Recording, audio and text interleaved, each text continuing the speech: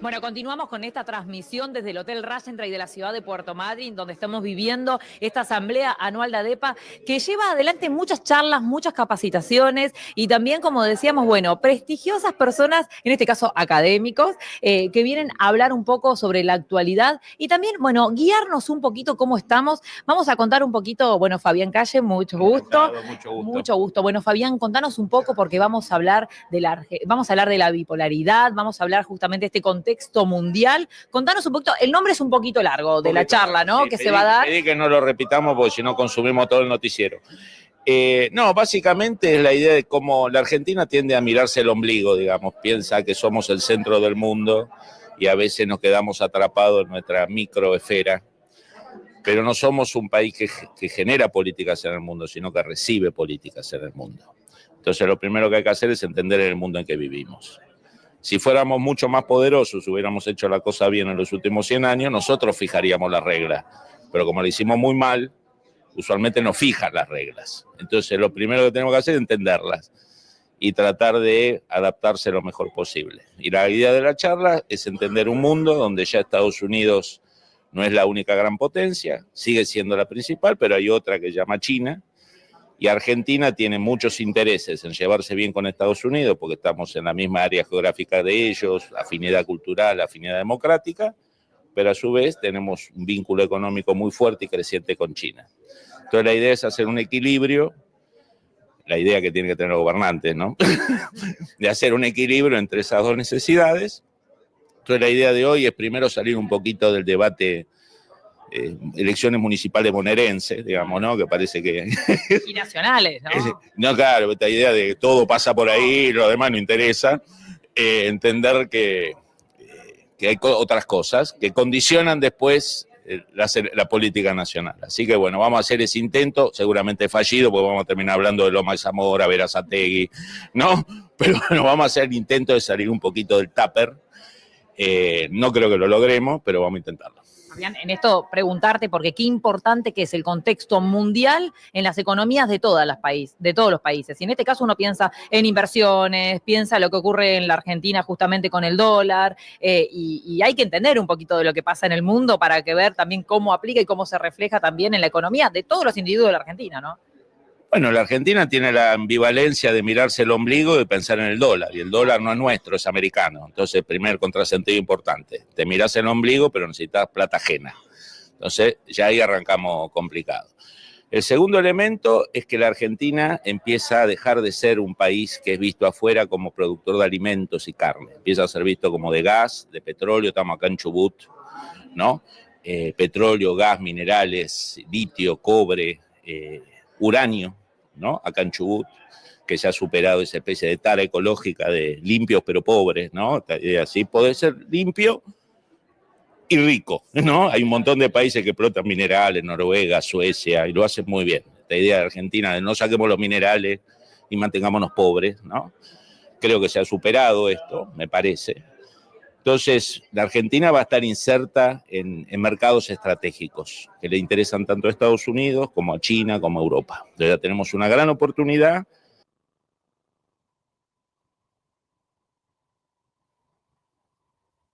Estados Unidos, China, China, Estados Unidos. ¿Cómo estamos con eso? Mira, lo primero, primer día de clase en la facultad los chicos, ¿no? La Argentina, como el 98% de los países del mundo, no hay que sentirse solos en esto. No somos policy makers, somos policy takers, ¿no? No generamos condicionamientos al mundo, sino que el mundo nos condiciona a nosotros. Siempre son muy poquitos los que generan, lo que controlan. A veces no lo controlan muy bien, pero que lo controlan. Hay mundos múltiples. El mundo tuvo 500 años de multipolaridad. Agarremos fechas arbitrarias como nos gusta a la ciencia política y a la economía también. Agarremos la caída de Constantinopla hasta 1945, 500 años. Siempre hubo 3, 4, 5 grandes potencias, básicamente europeas. Después se sumó Estados Unidos al fin del siglo XIX. Después tuvimos 45 años de bipolaridad. Para los argentinos eso cuesta un poco entenderlo porque nos criaron de chiquito diciendo que estaba Estados Unidos, la Unión Soviética y Perón, digamos, ¿no? Pero bueno, ese es algo nuestro, digamos, ¿no? Yo tenía un profesor en Italia que decía, dime dónde te exilias y te diré quién eres. Y Perón del 55 al 73 se exilió en 4 dictaduras militares de ultraderecha proamericana, Paraguay, República Dominicana, civil, pero dictadura de ultraderecha, Venezuela, Pérez Jiménez, Franco y el protectorado de Panamá. Así que para los que creen que hubo una tercera posición, no anda muy bien. Está la famosa anécdota de John William Cook, un joven peronista que después se hizo marxista, que le escribe cartas a Perón en los 60 y le dice, general, usted se tiene que exilar en La Habana o en Pekín. En esa época no se decía Beijing, se decía Pekín. Y Perón siempre le contestaba, vaya usted, Cook, yo después lo alcanzo. Pero bueno, esta parte en Estados Unidos no la tengo que explicar, pero en la Argentina tengo que explicar que la Guerra Fría no fue tripolar, no fue Argentina, la Unión Soviética, Estados Unidos, es parte de nuestra patología mental, digamos, ¿no? Perón entendió perfectamente que el mundo era bipolar, perfectamente lo entendió. Y después tuvimos una gran anomalía que duró 20, algunos 25, 30 años según el autor, que es la unipolaridad. Nunca había pasado, que hubiera una sola gran superpotencia.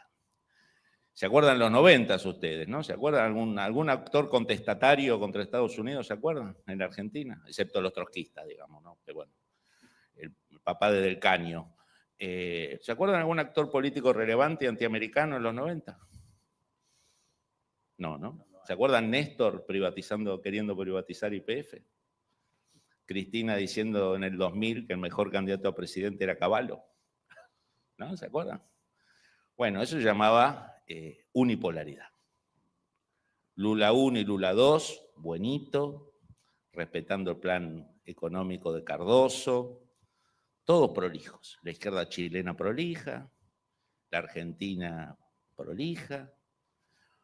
Bueno, esa unipolaridad fue confundida por muchos, por ignorancia, por intereses económicos, por ejemplo Wall Street, por ejemplo las tecnológicas, no querían problemas con China.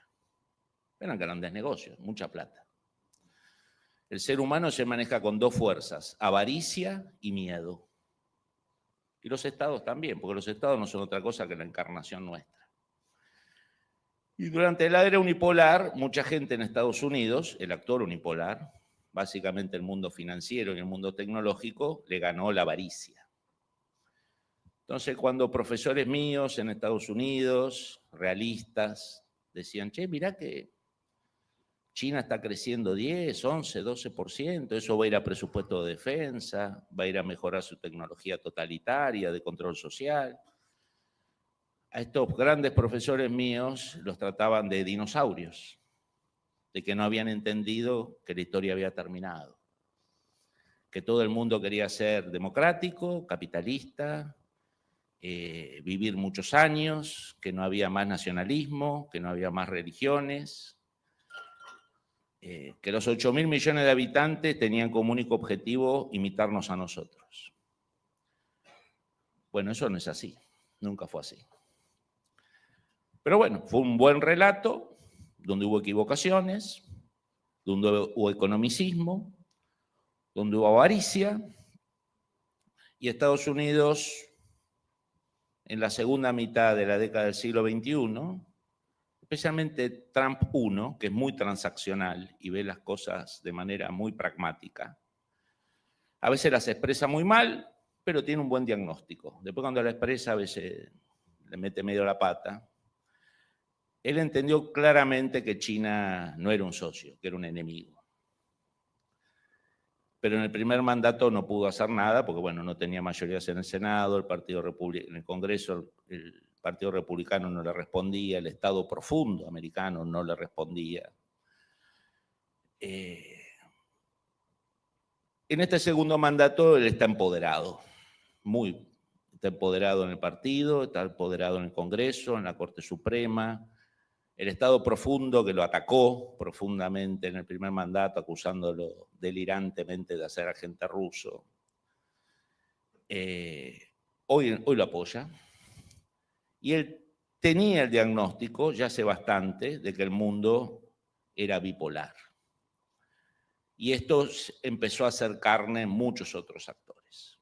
Hoy ya nadie habla de que el mundo es unipolar. Hay un debate entre los que creen que el mundo es multipolar, por ejemplo, Lula, por ejemplo, Putin, por ejemplo, Modi, por ejemplo, Erdogan, y los que creen que el mundo es bipolar, básicamente Estados Unidos, China, el gobierno de Milei. Entonces lo que se confundió fue una anomalía que iba a pasar, iba a ser limitada en tiempo, que es la unipolaridad, con el tema del fin de la historia. Y eso derivó en un gran descuido de temas estratégicos militares, por ejemplo en Europa.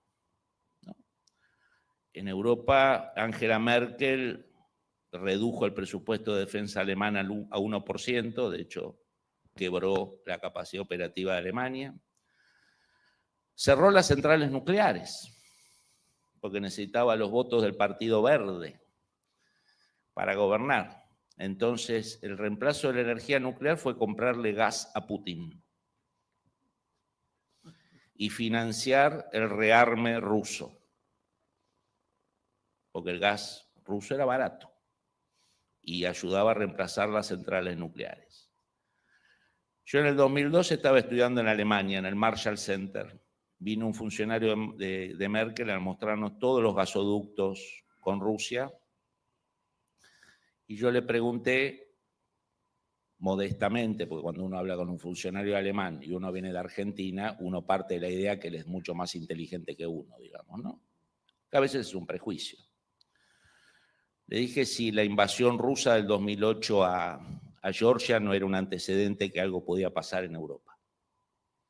Me miró, yo creo que no sabía ni que los rusos habían invadido Georgia por la cara que puso, pero me dijo, no, para nada.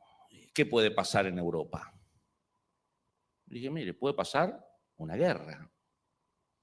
Y me miró como diciendo, este sudaca, ¿para qué lo invitan? ¿Para qué le dan la beca a este mono tití?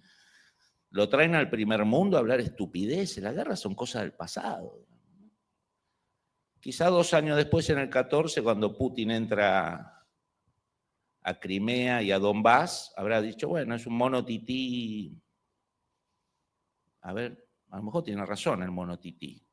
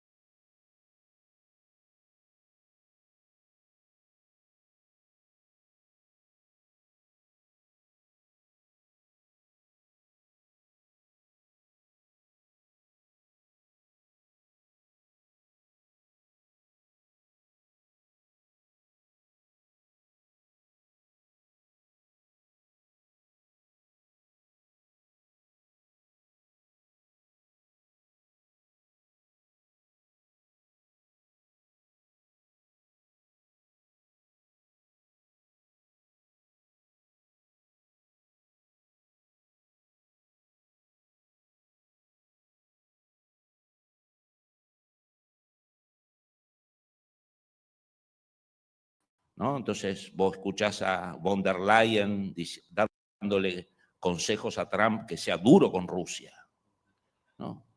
Gente que se especializaba hasta hace poco en tomates, carne, comida, ¿no? La Unión Europea era un gran supermercado, digamos, ¿no? Entonces tenés estos giros de pasarse de un extremo al otro, digamos, ¿no? Ahora, la Unión Europea diciéndole a Rusia, sigamos la guerra con Rusia, diciéndole a Estados Unidos, sigamos la guerra, los duros son los europeos ahora. Entonces tenés un escenario que tenemos que entender, porque la Guerra Fría, al igual que la anterior, esta va a ser una guerra fría, porque siempre hay tres alternativas. Tenés la Guerra Fría, tenés que uno de los bandos gana o pierde, y tenés la guerra nuclear. La verdad que no es tan malo la Guerra Fría, ¿no? De las tres opciones, La más light, ¿no? si se quiere. Tiene mala prensa la Guerra Fría, pero es mejor que un holocausto nuclear, digamos, ¿no? O es mejor que gane los chinos, digamos, ¿no? En mi caso no me gustaría, hay gente que le gustaría, a mí no me gustaría que ganen los chinos. Me siento orgulloso ciudadano del mundo occidental. Entonces, en esta Guerra Fría, que durará igual o más que la anterior Guerra Fría, y que va a ser mucho más exigente para Estados Unidos. Piense que la Unión Soviética nunca llegó a ser el 40% del PBI de Estados Unidos. La Unión Soviética nunca le disputó los mares a Estados Unidos. La Unión Soviética no era socia comercial clave de un montón de países del mundo, una o dos, ¿no? En América Latina, todos, China es el socio 1 o 2. En África, el 1 o el 2. Medio Oriente, 1 o 2. Y además lo que tiene China es que llega ideológicamente, los chicos de las universidades chetas de Buenos Aires, ahora son de derecha los pibes, ¿no? Pero los que quedan de izquierda, les gusta China. Porque no saben nada de China, no les interesa viajar a China, no saben chino, no leen nada de China, pero saben que China es el enemigo de Estados Unidos. Para el pequeño burgués urbano antiamericano que busca el enemigo de Estados Unidos, es China. Entonces llega al mismo público que la Unión Soviética en los 60, ¿no? Al que toma la facultad, la U, al que toma el Carlos Pellegrini, ¿no? Y sus equivalentes en Chile, en Brasil. Bueno, ¿dónde hay una bandera roja antiamericana? China, vamos con China. Pero China llega a los padres de esos chicos, al banquero, al empresario. Al chico le gusta China porque es antiamericano. Y al padre le gusta China porque hace negocios con China. Entonces China no solo tiene hard power, tiene ya más del 60% del PBI de Estados Unidos. No solo tiene tecnología de uso civil y militar, muchos de ustedes deben tener Huawei en sus teléfonos, en su Wi-Fi, ¿no? Autos eléctricos, computadoras, no solo están en su vida cotidiana, sino que también hay un hardware militar, que es parte de lo que mostró China en el desfile de la victoria, que nunca lo hizo. China nunca se hizo mundial, es un dato interesante. Este desfile fue hace... El desfile donde conmemora la victoria de los aliados contra Japón y Alemania. La primera vez que lo hace. Es cierto. Muy interesante. China hacía el desfile de la victoria en el 49. Esto es una victoria del 45, que en gran parte corresponde más a Chiang Kai-shek que a Mao. Pero bueno, lo que ha hecho el PC chino es apropiarse de la fiesta de la victoria, que lo hacía Rusia, ¿no? Siempre lo hace en mayo. Entonces es una bipolaridad donde Estados Unidos enfrenta un enemigo mucho más fuerte en lo simbólico y en lo económico y muy probablemente pronto en lo militar que la Unión Soviética. O sea, es un partido, no vamos a ver nosotros el final del partido, los que tenemos 50 o más, creo que no lo vamos a ver, donde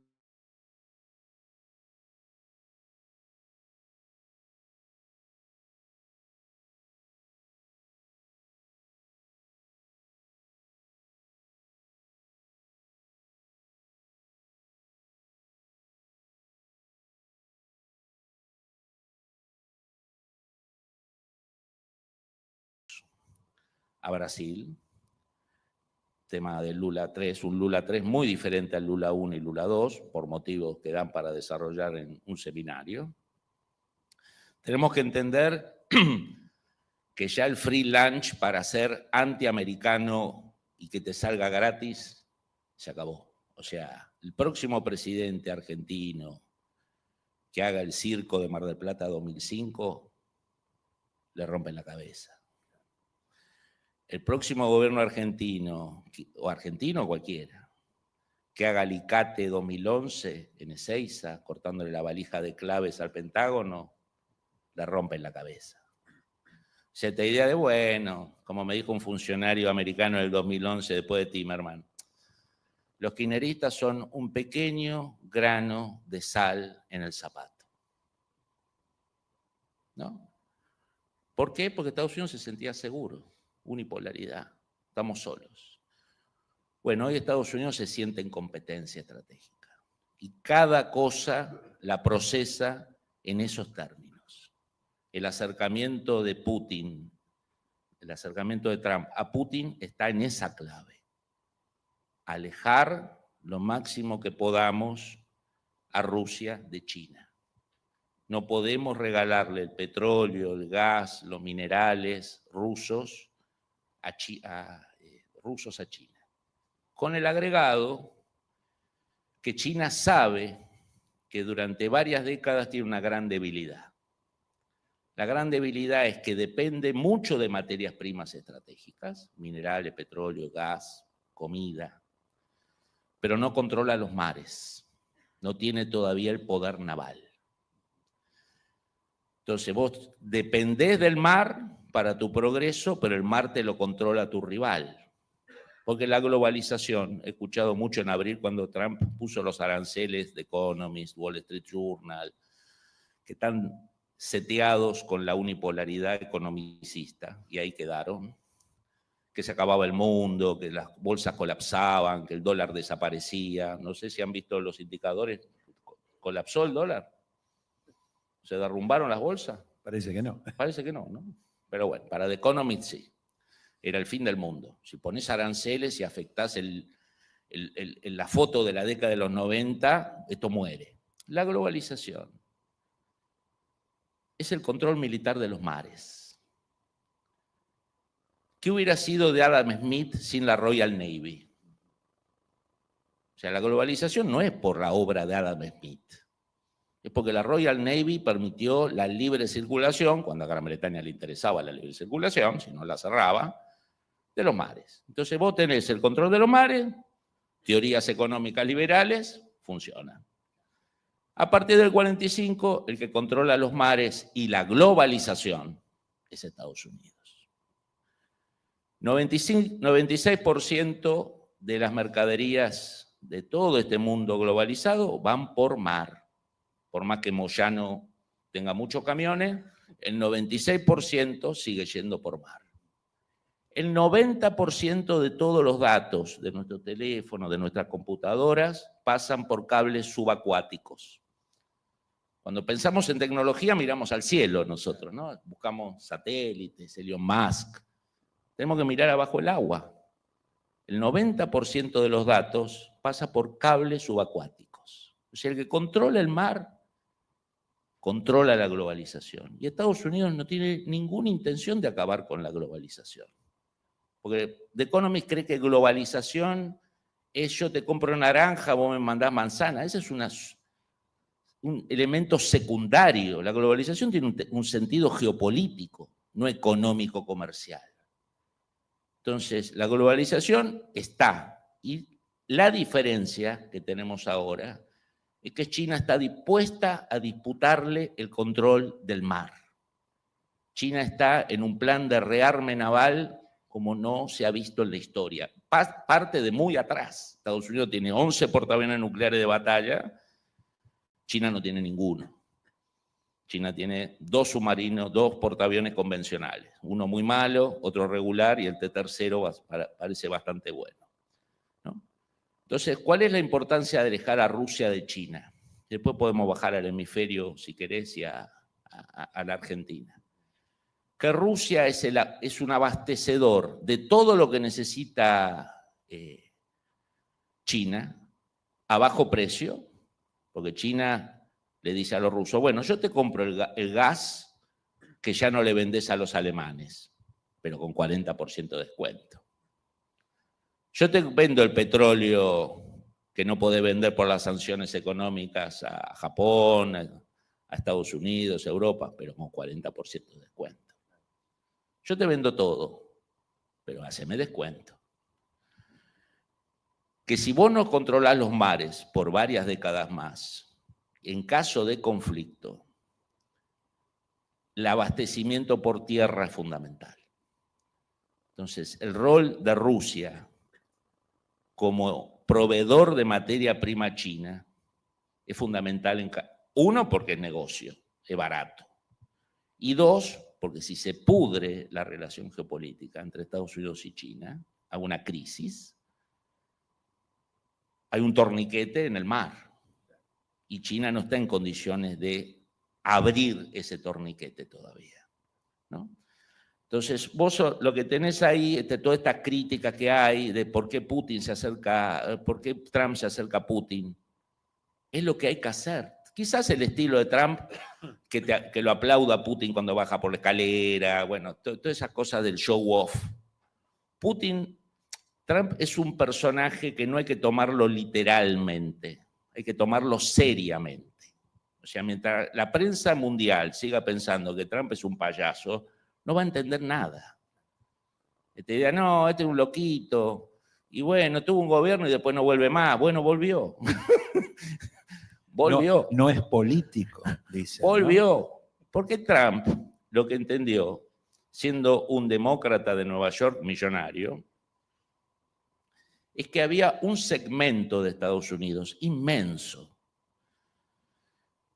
al cual hace mucho tiempo la élite económica y política americana no le hablaba, que básicamente son los WASP, los blancos descendientes de alemanes que viven en el Middle West. Muchos de ustedes, o la mayor parte de los globalizados del mundo, como nosotros, ¿qué conocemos de Estados Unidos? Usualmente el circuito es Nueva York, Washington, menos, porque Washington no tiene fama de buenas compras, Los Ángeles, San Francisco, Las Vegas. Y Miami. Pero Miami como... Es un poco, ¿no? Es propia tropa, digamos, ¿no? Es propia tropa, digamos. Alguien que habla inglés ya lo miras mal. ¿No? Bueno, querido, no es para vos esto, ¿no? O sea, andate a Missouri, ¿no? Bueno. Pero saquemos Florida porque es otro animal, No vivís Estados Unidos, vivís un país de América Latina desarrollado que hizo las cosas bien, digamos, ¿no? Es una especie de lo que podríamos haber sido en América Latina si hacíamos las cosas bien. Vos recorres Nueva York, Washington, Los Ángeles, San Francisco, decís, Estados Unidos es Dinamarca. Nadie quiere tener hijos, están todos obsesionados con la marihuana, tienen perros, pececito dorado, fobizan las armas, hay pocos blancos. Estados Unidos es súper multiétnico, nadie cree en Dios. Es Holanda. Entonces la pregunta que te haces es, ¿cómo un país posmoderno, supuestamente, ecologista, LGBT+, tiene 600 bases militares en el mundo y controla hace 80 años el mundo? Entonces la respuesta es cuando viajas al centro, cuando una familia te invita a comer una barbacoa y después te vas con la señora, los 4 hijos y el marido a disparar fusiles de asalto R-15 al bosque y te bajás 580 balas divirtiéndote en una linda salida familiar. No. En el año 2008, el más grande politólogo para mí, Samuel Huntington, escribió un libro que llamó Who Are We? ¿Quiénes somos? ¿Quiénes somos? Y básicamente la preocupación de Huntington era la identidad americana, que él sentía que estaba alterándose. Y él ahí en una parte del libro dice, en algún momento va a aparecer un personaje político, un outsider, que le va a empezar a hablar a los que nadie le habla. Porque los políticos le hablan a los gays, le hablan a los latinos, le hablan a los negros, le hablan a los asiáticos. Han dejado de ver a Estados Unidos como un país. Empieza a ser como una especie de, digamos, ¿no? Conglomerado, ¿no? Cuadraditos. Además, un poquito racista todo, ¿no? O sea, vos no sos americano, sos negro. Vos sos latino, ¿no? Vos sos gay. No, soy un americano gay. No, vos sos gay. O sea, esta idea de hablarle a nichos, ¿no? Entonces va a llegar un momento que va a llegar un político o alguien que se mete en política que le va a hablar a esa gente, que está enojada, que la clase política no le habla. Bueno, ¿qué sos? WASP, ok.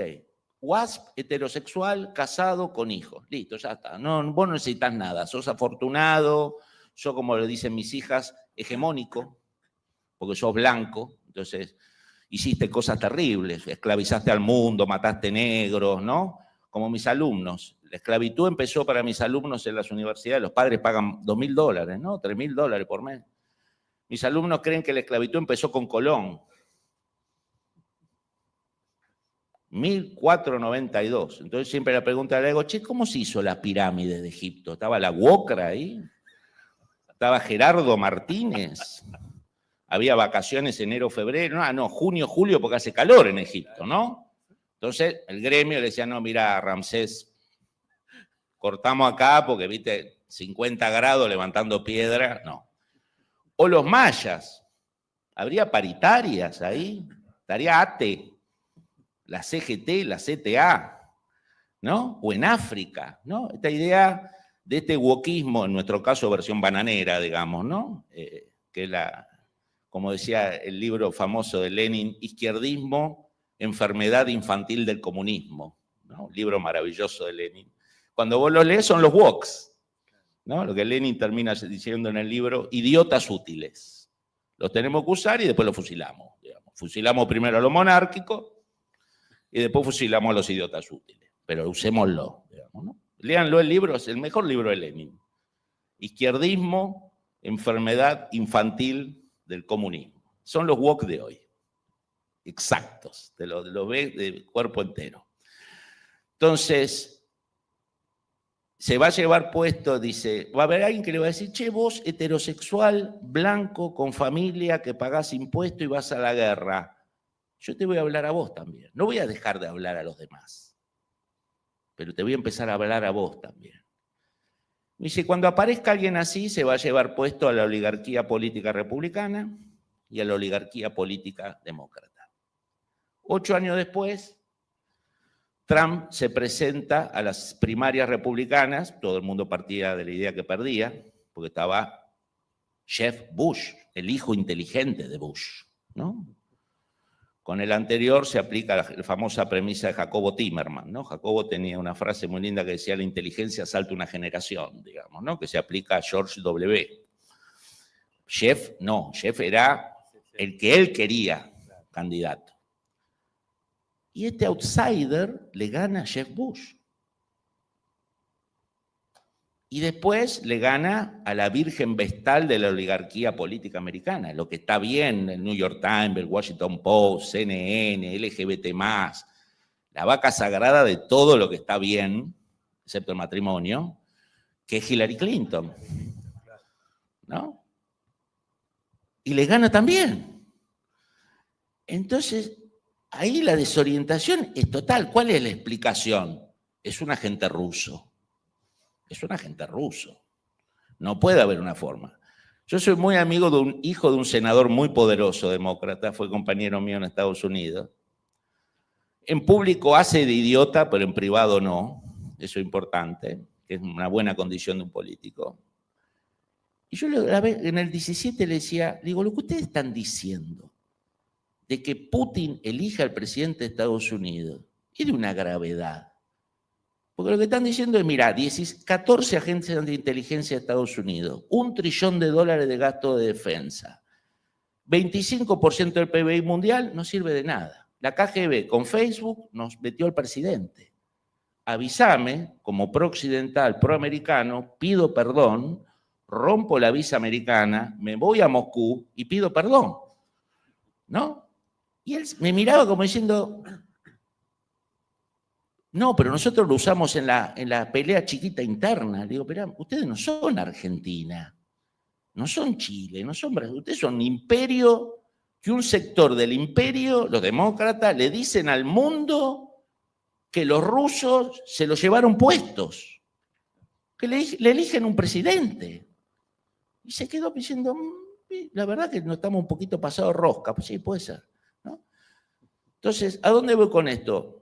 Lo de Trump no es un fenómeno transitorio. Lo que él representa, que lo representa mucho mejor Vance que él. A eso quería llegar, porque él elige un vice. Que es la esencia de eso. Es del claro. Middle West, no sé si leyeron el libro de él o vieron la película.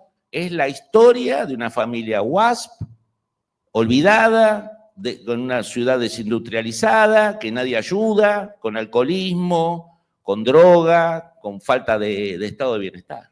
O sea, él eligió un ícono de esa gente que Samuel Huntington llamaba a los que nadie habla. Entonces, cuidado con esta idea de, bueno, al viejito este le quedan 3 años y medio y se va. Y desaparece MAGA. No, no. Acá no desaparece nada. Puede ganar elecciones o puede perder elecciones.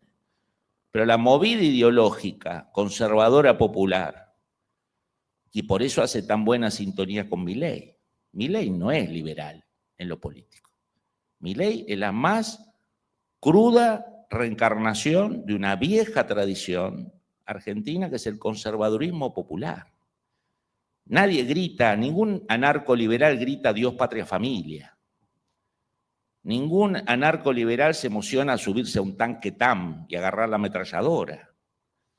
Ningún anarcoliberal le da tanta importancia a la religión. Ningún anarcoliberal, el jefe de granadero le tiene que explicar que no puede saludar todos los días a los 200 granaderos porque se pasa 2 horas caminando por dentro de la Casa Rosada. O sea, Milei es liberal en lo económico, pero es profundamente conservador. ¿Y de dónde agarró eso? El peronismo siempre fue dueño de ese movimiento, que nace en los 30 o antes. Mi suegra de chiquita era vecina de Frescó, el gobernador, ¿no? Que es el que más o menos enseñó todos los malabares que se siguen haciendo en el conurbano y que se van a hacer este domingo, digamos, ¿no? Más o menos. El manual de instrucciones lo escribió él. Después Perón agarró eso. Y el peronismo siempre controló el conservadurismo popular. Pero en algún momento, no me queda claro si en el primer mandato de Cristina o el segundo mandato de Cristina, el wokismo versión bananera, que es el, digamos, si vos agarras un kirchnerista promedio, no peronista, ¿no? Kirchnerista, que se dice peronista, es un clon del demócrata de Las Vegas, de Los Ángeles. LGBT+, ecología, el tema de razas, el tema de opresor-oprimido. No son marxistas-leninistas. Mis alumnos, yo fui profesor durante la época del CENIT de la Cámpora, y yo escuchaba a los militantes de la Cámpora de las universidades. No eran marxistas-leninistas. Eran versiones argentinas del wokismo americano. O sea, no habían leído Marx, no habían leído Lenin. Era una izquierda afrancesada. Era marxismo vía París 68, que pasaba por Berkeley, Estados Unidos, y llegaba acá. Y yo le decía a mis alumnos, digo, che, chicos, miren que ustedes no están imitando a la izquierda soviética, ¿eh? Ustedes no están imitando a Fidel. Fidel a tipo como ustedes lo fusila, ¿eh? Digamos, ustedes son el reflejo de la hegemonía ideológica por izquierda de Estados Unidos. Porque Estados Unidos no solo tiene hegemonía ideológica por derecha, Estados Unidos tiene hegemonía ideológica por izquierda, ¿no? Entonces, cerrando el tema, este regreso del conservadurismo en Estados Unidos, pero también en Europa. En Europa están empezando a caer gobiernos socialistas o social cristianos. Tenemos ahora un lindo mambo que va a empezar en Francia en los próximos meses y semanas. Digamos, hay un corrimiento hasta a lo que podemos llamar una especie de conservadurismo popular, ¿no? Y eso tiene un reflejo, es parte del reflejo de la Guerra Fría, porque parte del conservadurismo popular, esa ideología que está retomándose, es una ideología muy occidentalista. Entonces, Estados Unidos, en esta Guerra Fría con China, uno de los planos de batalla va a ser también el ideológico. Y en ese plano ideológico, los gobiernos estos de izquierda pop o librepensadores o que relativizan el mundo occidental no son muy útiles. Digamos, acá va a haber que tomar banderas. Digamos, la Guerra Fría viene con encolumnamientos, con alineamiento, no tenés mucho margen de maniobra, lo cual implica que no podamos comerciar con China, ¿eh? Sí, podemos comerciar con China, podemos. Lo que sí tenemos que entender son las líneas rojas. ¿Qué líneas rojas hay? Y en el caso de la Argentina, optimista, vos fíjate que no hay tanta diferencia. Nosotros tuvimos 15 años de kirchnerismo, más o menos, ¿no? Uno de Néstor, 2 de Cristina y el agujero negro de Alberto y de Cristina, pero bueno, no sé si lo llamamos gobierno, no sé cómo lo llamamos, pero digamos, llamémoslo gobierno. Antiamericanos, hasta el 2005. Néstor hasta el 2005 se llevaba bien con Estados Unidos, después vio los dólares de Chávez y lo perdimos, digamos, ¿no? Pero 2005 en adelante un kirchnerismo contestatario de Estados Unidos. Pro China, pro Rusia, pro Cuba, pro Venezuela, pro Nicaragua, pro. Piensen ustedes qué decisión estratégica hicimos de acercamiento a Rusia y China. Fuerte, ¿eh? ¿Se acuerdan alguna? Compramos aviones rusos, compramos aviones chinos, compramos tanques rusos, ¿hicimos algo?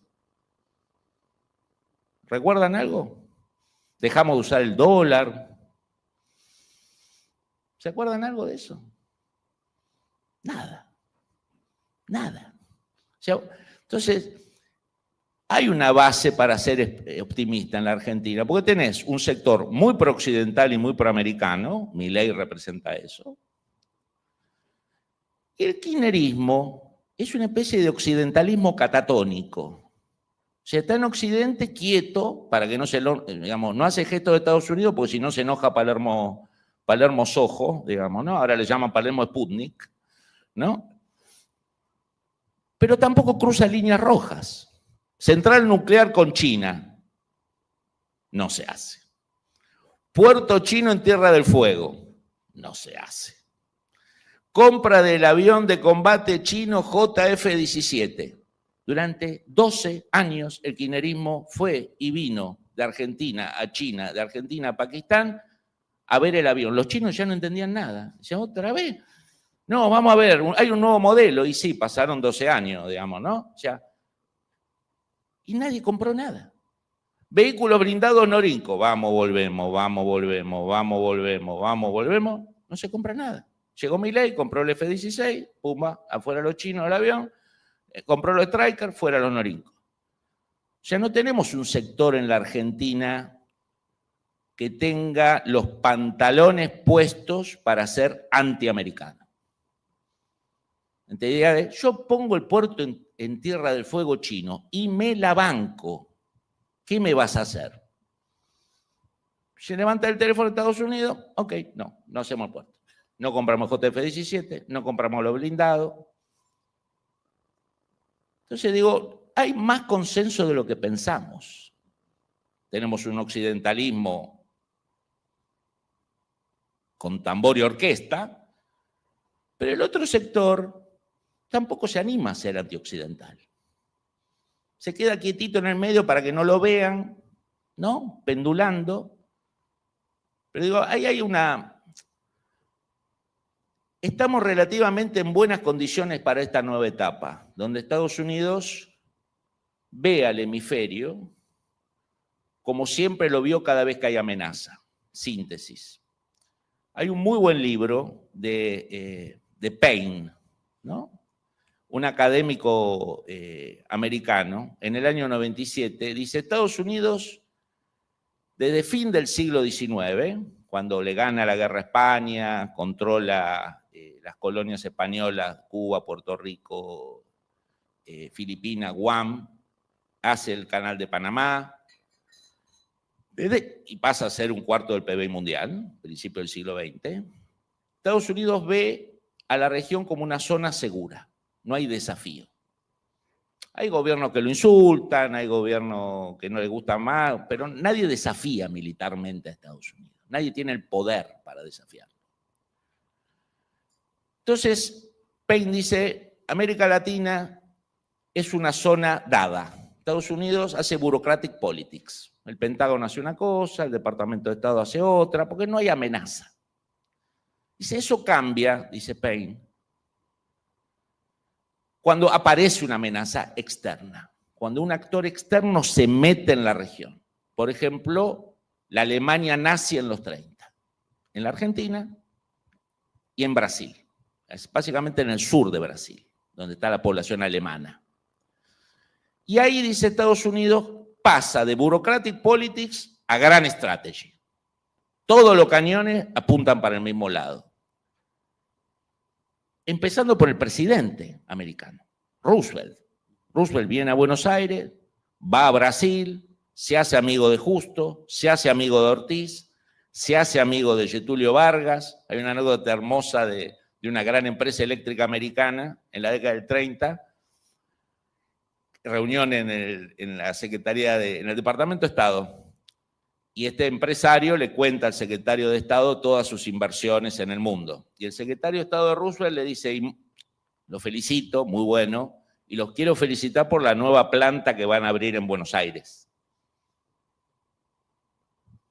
Y el gerente de esta empresa dice, no, yo no vamos a abrir ninguna planta en Buenos Aires, en Argentina. Sí, van a abrir una en Buenos Aires, los felicito. ¿No? Van a abrirla, ¿no? No voy a decir la marca porque a lo mejor está presente acá, digamos. Pero esa gran empresa americana se instaló acá por orden de Roosevelt, no por una decisión estratégica de la empresa. Bueno, salió muy bien, se neutralizó la influencia alemana, se la venció en Europa. Bureaucratic politics, llega la Revolución Cubana. Otra vez, todos los cañones puestos en la región. Esta vez, Kennedy. Como la llamó, Alianza para el Progreso. Comercio, inversiones, reforma agraria, antiinsurgencia.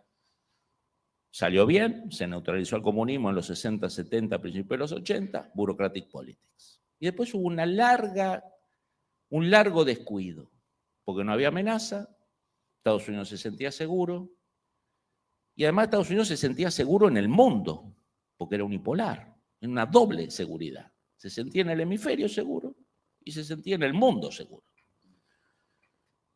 Bueno, esto está cambiando ahora. Estamos en el tercer momento. Y el tercer actor es China. Mucho más fuerte que la Alemania nazi, mucho más fuerte que la Unión Soviética. Entonces, el hemisferio americano vuelve a ser un tema absolutamente prioritario para Estados Unidos. El poder de Estados Unidos radica en que es la única potencia en más de 120 años que controla su región. Nadie controla Europa, nadie controla Asia. Siempre hay dos o más. Y ese monopolio sobre una región le ha dado en 3 oportunidades la capacidad de desplegar fuerzas. Primera Guerra Mundial, 1917, cuando ve que Gran Bretaña y Francia ya no pueden contener a Alemania porque cayó Rusia, se mete. 1941, Segunda Guerra Mundial, se mete. Guerra Fría, no había nadie en quien delegar, se queda en Asia y Pacífico, en Asia y Europa. Entonces, estamos en una región que para Estados Unidos vuelve a ser absolutamente prioritaria.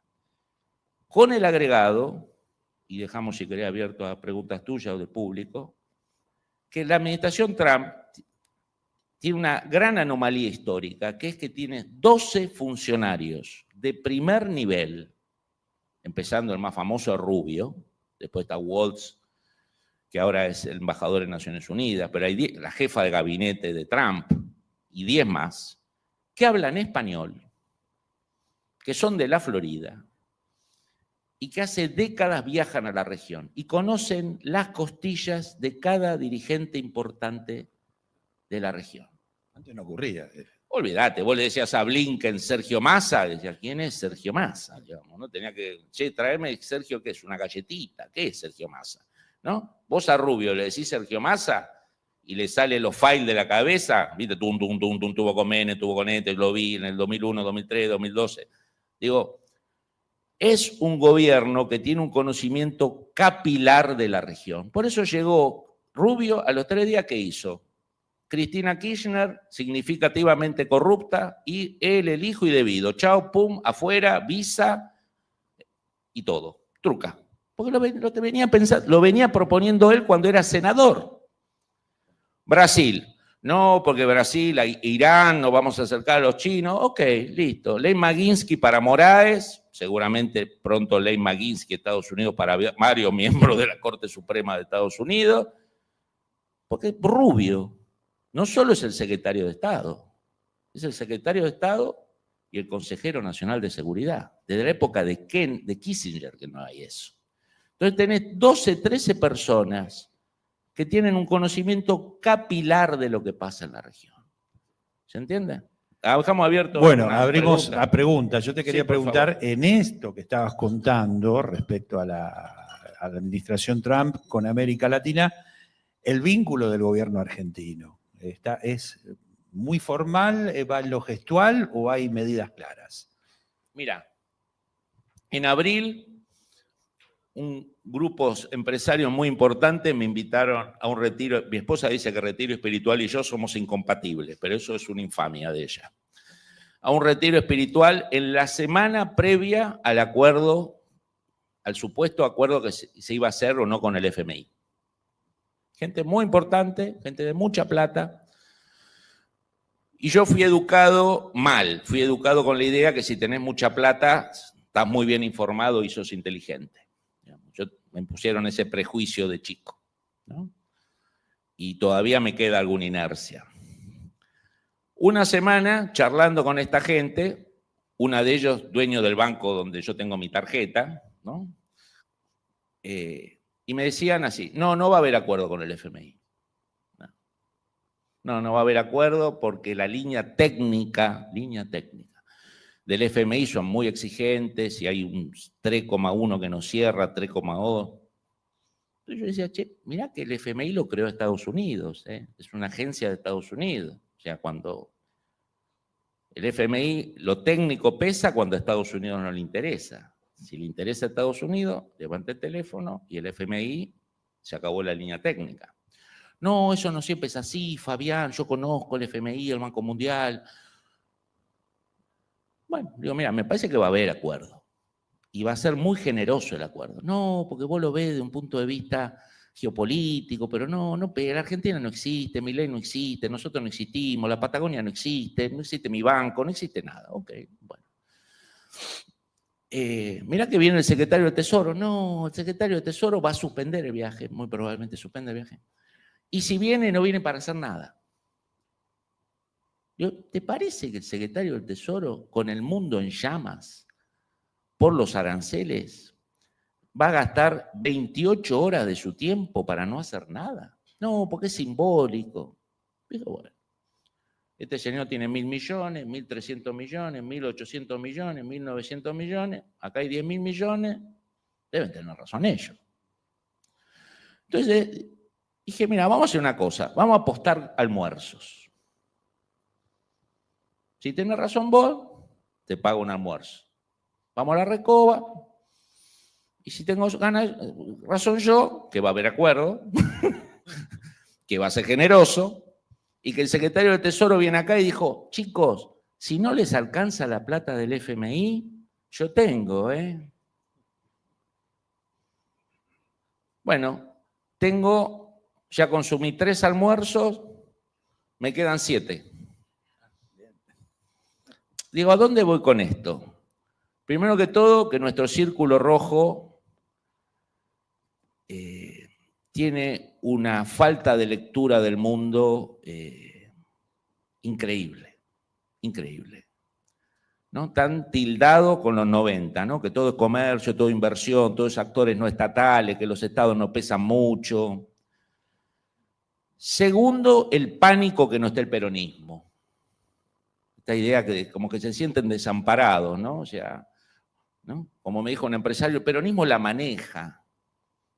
Digo, definime la maneja. 300% de inflación, 57% de pobreza. ¿Es la maneja eso? No, bueno, pero no hay cacerolazos. Ah, le digo, tu indicador de gobernabilidad. Ah, bueno, le digo, está bien. Está bueno. O sea, quiero ser el futuro gobernante. Vos venís y me exigís que no haya cacerolazo, 300 de inflación con proyección a hiper y 57%. Firmamos, yo te lo firmo. Yo empezarme la campaña a presidente, yo te ofrezco 280 de inflación y te ofrezco 52 de pobreza. No, pero está esta idea de, si no está el peronismo, esto cae. ¿No? Estamos tan seteados con la crisis del 2001. Todo es crisis del 2001. Yo estuve en diciembre del 2001 al lado de Jaunarena en la crisis del 2001. El 2001, en la Argentina pueden pasar cosas peores, mejores, pero no se va a repetir el 2001, no tiene nada que ver con digamos, las condiciones externas, internas, pero nuestro círculo rojo, quizá por edad, pues son gente de 60 años, está seteado no, si no gobierna alguien que es peronista, esto se cae, porque el peronismo deja un desastre, pero la maneja. Nunca entendí qué es la maneja. Algunos me dicen que son ganancias económicas, ¿no? De sectores que no son muy abiertos al mundo, bueno, no importa. Digamos, hay algunas hipótesis complementarias a qué es la maneja, ¿no? Entonces, primero que todo, el vínculo con Estados Unidos es estratégico. Nos cuesta entenderlo, porque tenemos una fascinación por nuestro ninguneo, ¿no? O sea, nosotros pasamos de ser lo mejor del mundo en el mundial a considerarnos irrelevantes, nunca un punto intermedio. La Argentina es el único país de la región medianamente relevante que tiene un gobierno proamericano. Lula 3 va en colisión directa contra Estados Unidos y va a seguir en la próxima semana, les recomiendo que lo sigan. La prensa argentina ni lo ve eso. En la página 83 está. Digamos, los de la Argentina no tienen idea de lo que está pasando entre Estados Unidos y Brasil. Y el beneficio indirecto que nos genera a nosotros. Cuanto peor se comporta Brasil con Trump, más importancia tenemos nosotros. Boric ya se va, el desastre que dejó en la relación con Estados Unidos y con Israel. Petro, ni qué decir. Perú lo gobierna la Fuerza Armada y el presidente del Banco Central. No sabemos quién es el presidente. Sabemos que va a ir preso o se va a suicidar, nada más, ¿no? Entonces, la Argentina es el único país democrático, prooccidental y de un vínculo fuerte a nivel personal. Por ejemplo, de muchos funcionarios de la administración Milei con funcionarios de la administración Trump, que se conocen hace años. Con Rubio hay amistad porque se conocen de hace 20 años. Entonces hay relevancia estratégica, no inmensa, no somos el país más importante del mundo, somos mucho más importantes que en los últimos 90 años. ¿Por qué? Porque la región recuperó protagonismo. ¿Por qué recuperó protagonismo? Primero porque Estados Unidos quiere consolidar su control hemisférico. Punto importante. 2, porque gana relevancia el Atlántico Sur. ¿Por qué? Porque las grandes unidades de batalla americanas y chinas a futuro no pasan por Panamá, no entran por Panamá. Nosotros somos el pasaje natural en la puja China-Estados Unidos. Drake, Atlántico Sur. El otro elemento es la Antártida. La Antártida en 20 años se vence el Tratado Antártico. Para nosotros los argentinos, 20 años es 7 millones de años. Para las grandes potencias es mañana.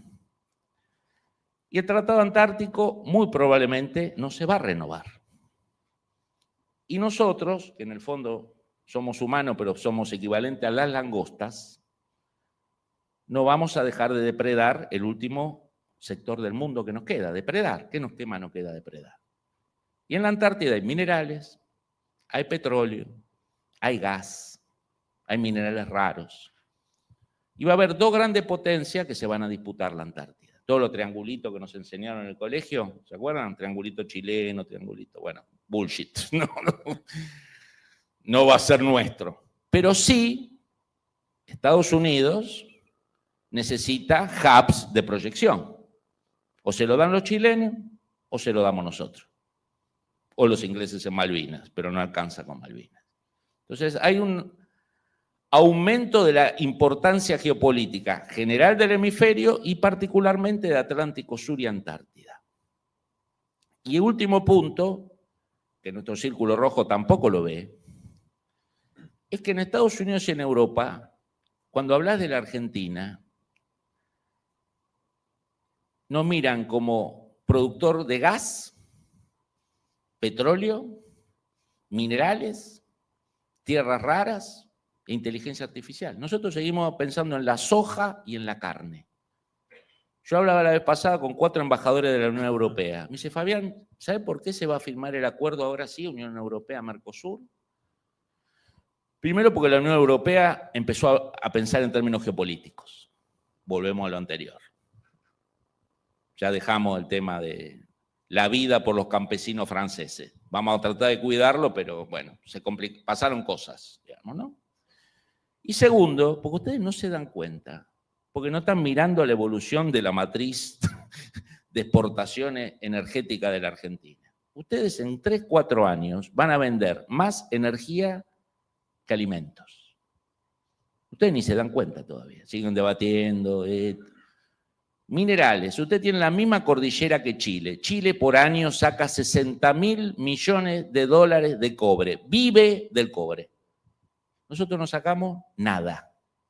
Y tenemos como mínimo, igual. Tenemos del 87 detectados lugares con tierras raras que Estados Unidos necesita y que quiere tenerlas cerca, no en Asia. Nadie la tocó. Bueno, ahora empezaron a buscarlo. Litio, cobre. Una batería, ¿cómo se hace? ¿Saben? Litio y cobre. La Argentina es uno de los pocos países que tiene los dos, en inmensa cantidad. Yo vengo de un congreso minero en San Juan. Primero que todo, parecía un estadio de fútbol la cantidad de gente que había. Dije, ¿qué pasa acá? ¿No? Empresa canadiense, china, japonesa. Bueno. Adelante mío, una empresa canadiense anunció el inicio de las actividades. No voy a venir en 4 años. Gerente, que yo lo vi pasar, un flaquito con anteojito, anunció una inversión de $13.000 millones en cobre. $13.000 millones, ¿no? Que ya estaba empezando a buscar empleados, ya sacaron el pedido de búsqueda de empleados por 6.000 trabajadores. Vieron que la idea es, no, la Argentina minerales, petróleo, gas y litio no da trabajo, es para unos pocos. ¿Vieron?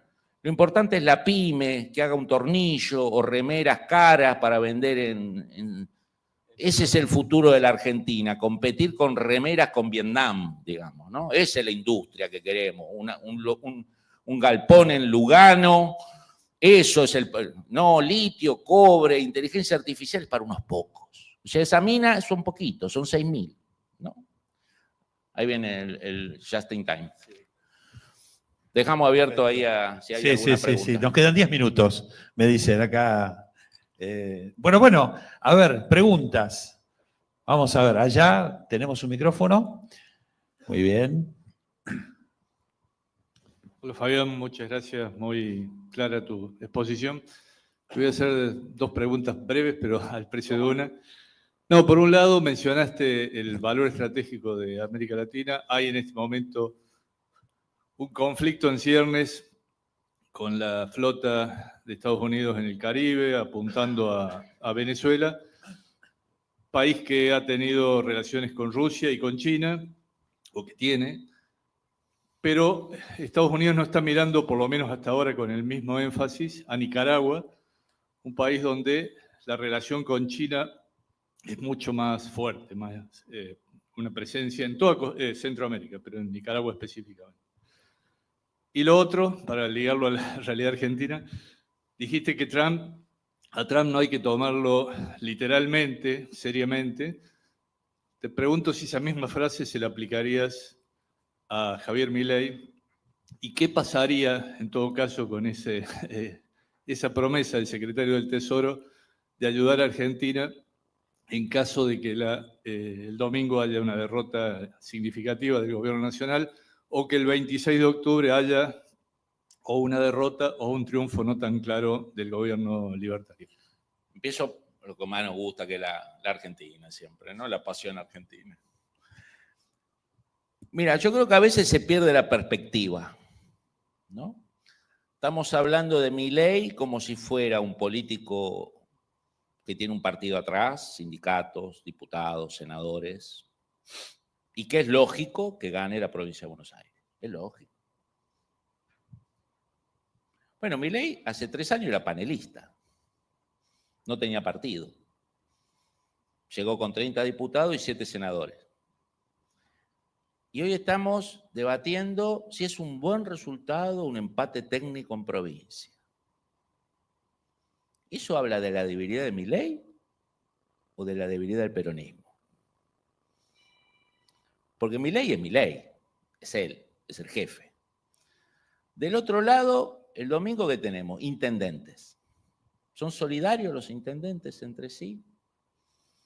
Dependen, dan su vida por Kicillof, dan su vida por Massa, dan su vida por Cristina. ¿Massa y Kicillof son compatibles? ¿Sus sueños convergen en 3 años? Máximo Kirchner, ¿es compatible con Kicillof? Grabois, ¿es compatible con Massa? ¿Entiendes lo que estoy diciendo? Entonces, primero que todo tenemos que entender lo del domingo, empate técnico, mal resultado para el gobierno. ¿Sí? No sé. No tenés enfrente a Cambiemos 2017, radicalismo, pro, partidos provinciales. Tenés enfrente un partido que en la provincia de Buenos Aires que tiene 1 año, 2 años, y que tiene un jefe. Le costó entenderlo a Macri, pero lo entendió. Digo, cuidado cómo leemos la realidad, ¿no? Si del otro lado vos tuvieras un caudillo solo, un Kirchner 2007, una Cristina 2011, pero de enfrente tenés gente que se odia, se detesta y que va a pelear por lo mismo en muy poquito tiempo. Muy poquito tiempo.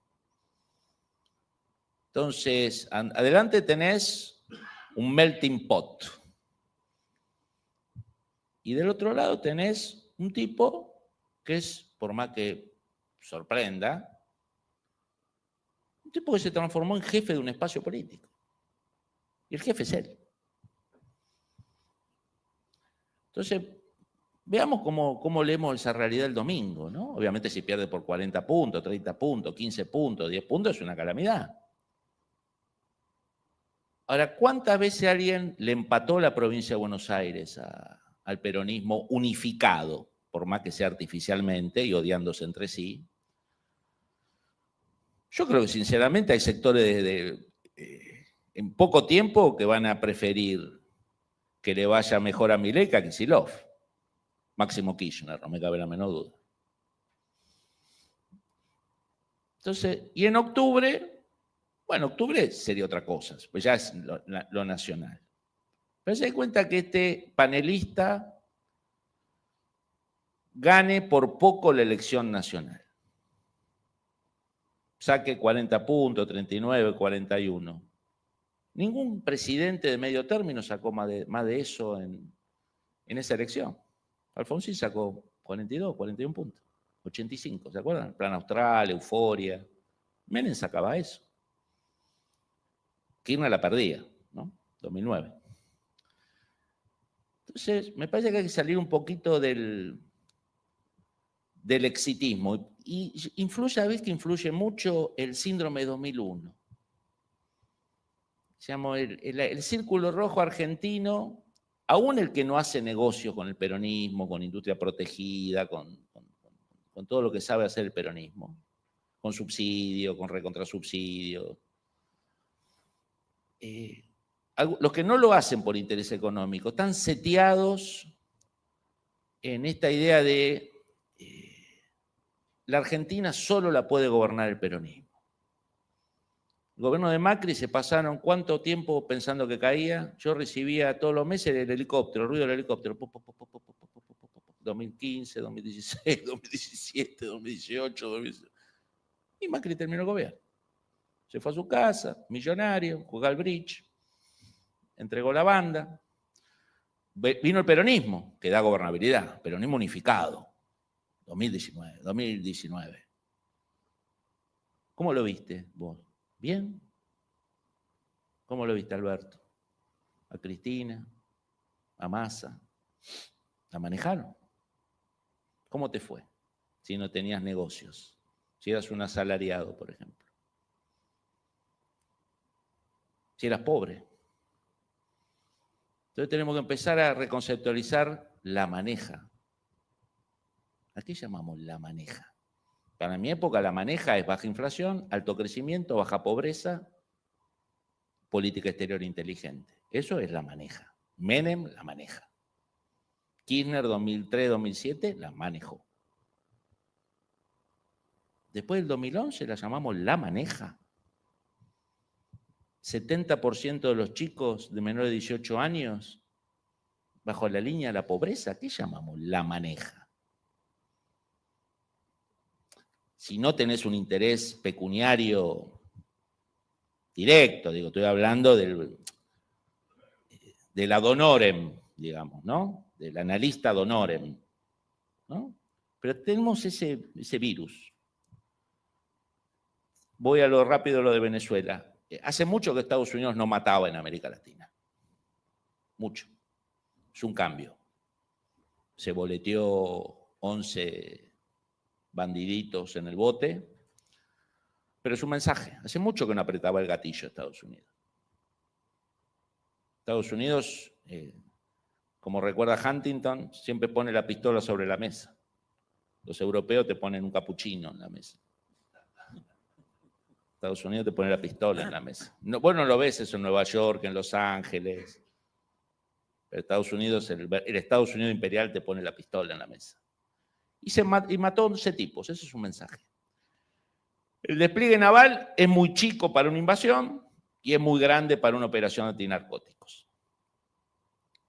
Estados Unidos creo que tienen claro que tiene 60 días para no pasar un papelón. Una vez que vos lanzás esto, tenés que tener resultados. Si no, es un gran papelón. Yo sé que Rubio tiene una idea muy clara de lo que hay que hacer.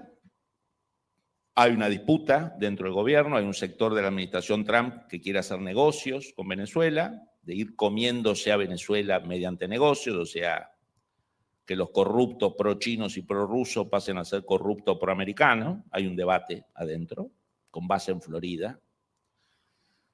Y si ese debate queda en la inmovilidad, Estados Unidos pasa el papelón del siglo. Yo creo que si Rubio no pega un portazo en los próximos 2 meses, es porque Estados Unidos no va a hacer un papelón. Todo indica que algo va a pasar. Sí. ¿Sabe lo que pasa? En América Latina le dejamos de tener miedo a Estados Unidos. Nos olvidamos.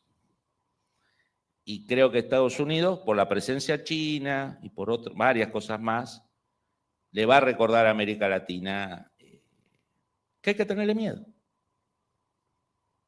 Es Godzilla. Nicaragua, ahí el negocio es que el Pentágono se lleva bien con el ejército sandinista. Ortega es un personaje macabro, obsceno, tétrico, pero hay una institución que funciona y que tiene buen diálogo con Estados Unidos, que es el ejército. Entonces no hay líneas rojas. Por ahora nadie cruzó una línea roja.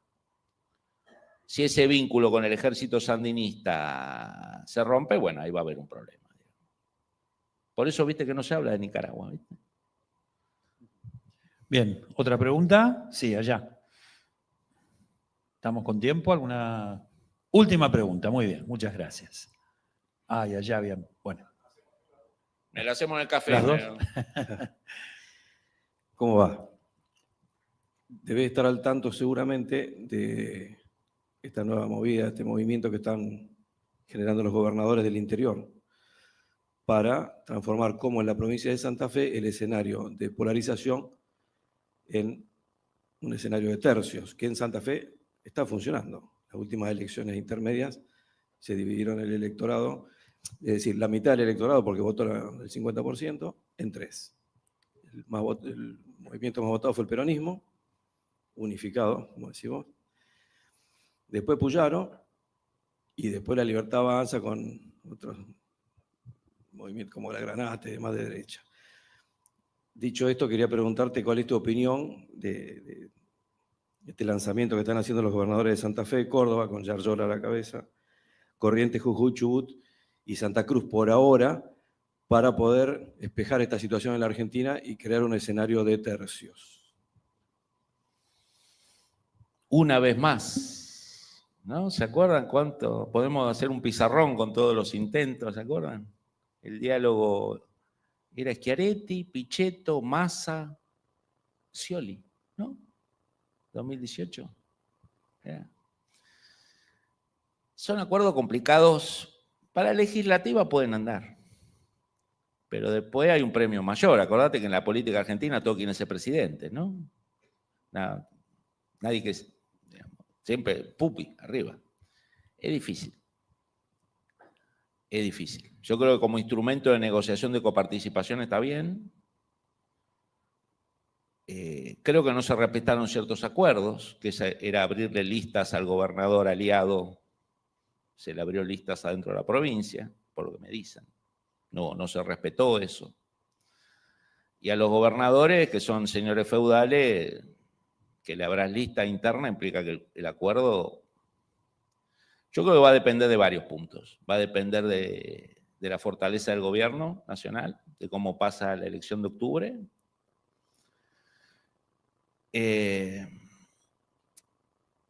Cómo evoluciona el plan económico. Yo rescato algo, digamos, ¿no? En estas 2 semanas ver al kirchnerismo preocupado por la corrupción, eso está bueno. Y al trotskismo y al kirchnerismo preocupado por la economía, para que haya una economía estable. No creo que sea verdadero la preocupación, pero está bueno, digamos, escuchar al kirchnerismo hablando en términos de Lilita Carrió implica algo interesante. No lo veo como alternativa presidencial, lo veo como un instrumento de negociación, de coparticipación, de parar algunas cosas o alentar otras. Pero creo que hay una lógica muy bipolar en la Argentina usualmente, ¿no? Somos medio binarios, medio blanco y negro. Y a estas confederaciones siempre en algún momento alguno de los polos le come algún personaje, ¿no? Como fue el caso de Massa, que hacía Schiaretti, Cristina, Schiaretti, Cristina, Schiaretti, Cristina, Schiaretti, Cristina, y quedó con Cristina, digamos, ¿no? Lo veo difícil, pero hay varias cosas que condicionan. La fortaleza del gobierno electoral, la evolución del plan económico. Acuérdense que el contrato social de Milei no es moral, ¿eh? El contrato social de Milei, al menos en su primer mandato, es económico. Acá hay un análisis. No, el audio, más allá de quién hizo el audio, de quién es el que editó el audio, bueno, para los que tienen corresponsales de inteligencia en los diarios, Clarín tiene uno muy bueno, Saboya y otro, saben lo que pasa, digamos, quién es cada quién es el papá del bebé de quién. Y nos conocemos todos, ¿no? Para quién trabajan, quién lo trajo Evo Morales acá cuando se escapó de Bolivia. Conocemos a los personajes.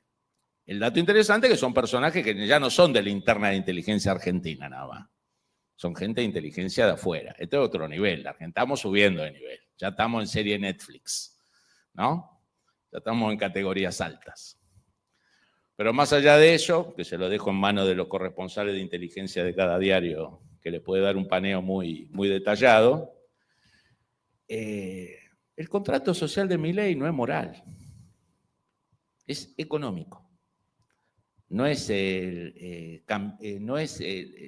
la Alianza 2019. Vamos a hacer menemismo moral. O de Juntos por el Cambio 2015. Vamos a hacer kirchnerismo prolijo. El contrato es otro.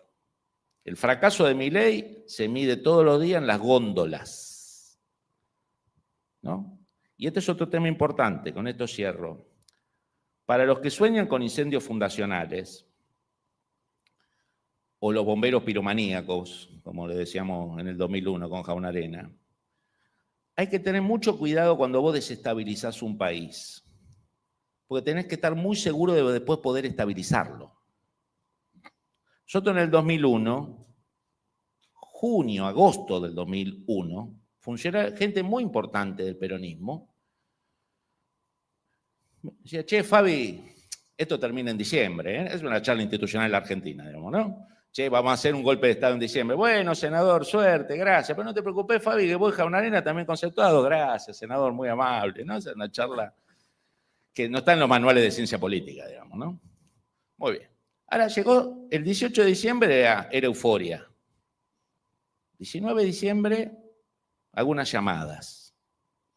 El 20 de diciembre, los que estaban prendiendo fuego el país nos pedían que sacáramos los tanques. Y un protagonista histórico de esa movida me dijo, Fabián, decile a Horacio que saque al ejército porque esto lo copó la zurda. Y de enero a junio del 2001, no sé si alguno tiene información, cómo la pasó Duhalde en Olivo. ¿Saben? ¿Tienen alguna información? ¿Gozó el poder esos primeros 6 meses? Veía fantasmas, no sabía quién nombrar de ministro. Entonces, cuidado con los bomberos piromaníacos. No, pues te diga, no, lo debilitamos a Milei, le hacemos esto, le hacemos el audio, le ponemos esto. ¿Tenemos backup? ¿Estamos seguros que tenemos backup? Si mañana cae Milei, del otro lado tenemos una alianza homogénea que da gobernabilidad. Tenemos una alianza que a la señora que se acostumbró que hace 6 meses el agua mineral no aumenta, ¿va a seguir sin aumentar? ¿Tenemos una alianza política que se pueda llevar bien con Trump y con el FMI? Y que no boludee con Venezuela, con Cuba. ¿Tenemos eso? Porque Estados Unidos no es el del 2005, ¿eh? No es el del 2011. Después Timerman, pobre, tuvo que pedir, por favor, que lo dejaran entrar a Estados Unidos para tratamiento de cáncer. Y Estados Unidos le dijo, mira, ok, mira cómo te perdono. Me cortaste la valija, me humillaste y después venís a mi país a que te cure. ¿No? Estados Unidos le concedió, después que lo boludió algunas semanas, el tratamiento de cáncer. Con empezar incendio en un bosque seco.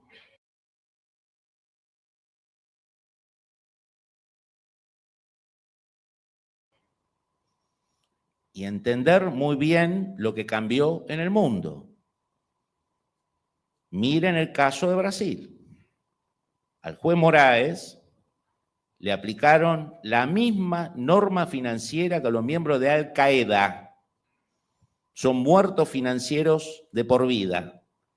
No pueden tomar un avión americano, ni tarjeta americana, ni cuenta americana. El juez Barroso, que se había comprado, el juez Barroso, poderoso juez de la Corte Suprema brasilera, aliado de Lula, se había comprado un hermoso departamento de $4,5 millones en Miami. Le sacaron la visa a él y a toda su familia. Y en la próxima semana, cuando se anuncie la condena para Brasil, Entonces, cuidado, los chinos tienen una frase que es maravillosa, cuidado con los deseos que tenés, porque se pueden cumplir. Muchísimas gracias, Fabián. Un aplauso. De esta manera terminamos esta charla. Muchísimas gracias. Gracias, Fabián. Gracias, Pablo. Gracias por el tiempo, por acompañarnos esta mañana. Simplemente un tema que tiene que ver con la Asamblea, con la continuidad de las actividades. Los miembros de las comisiones de Libertad de Prensa y de Asuntos Económicos ya pueden...